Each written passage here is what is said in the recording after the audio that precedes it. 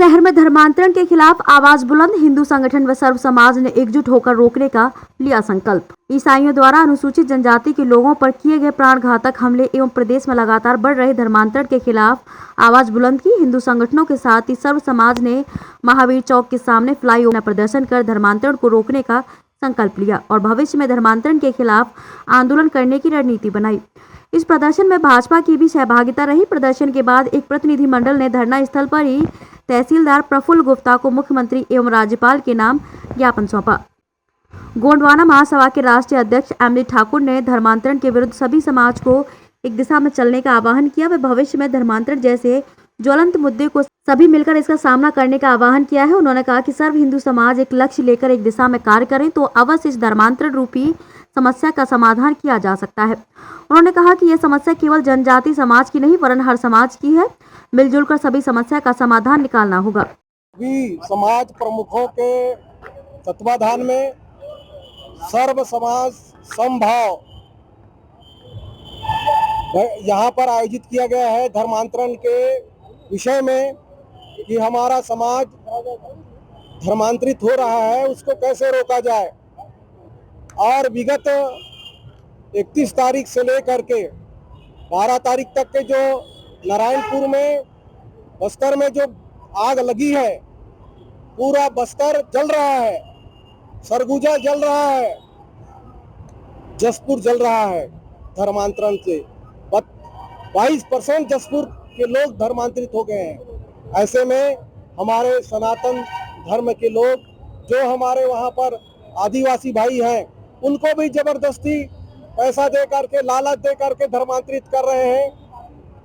और उनकी जो बैठक चल रही थी, उस बैठक में इन लोग जा करके धर्मांतरण करने वाले ईसाई पादरी और उनके गुंडे लोग वहां जा करके हमारे लोगों के साथ, हमारे समाज के लोगों के साथ जो बहुत कमजोर हैं, उनके साथ मारपीट किया गया। उनको घर से निकाल करके मारपीट किया गया।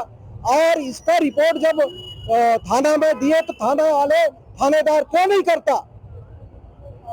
ये क्या प्रशासन है यहाँ, लॉ एंड ऑर्डर।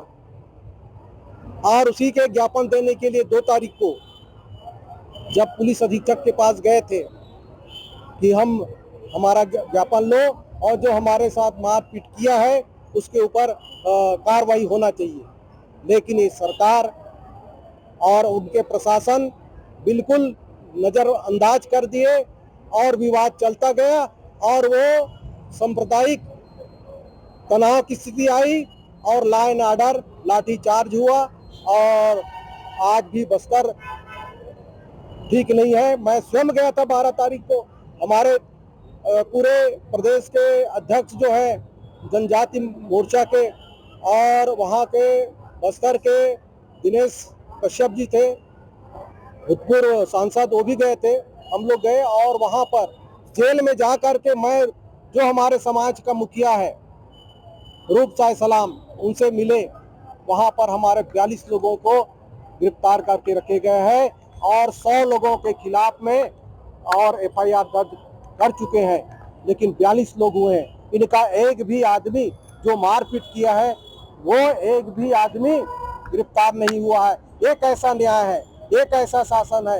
ये कैसा पुलिस प्रशासन है? प्रशासन के समक्ष अपनी मांग रखते हुए कहा कि क्षेत्र में बढ़ते धर्मांतरण की गतिविधियों पर तत्काल रोक लगाई जाए।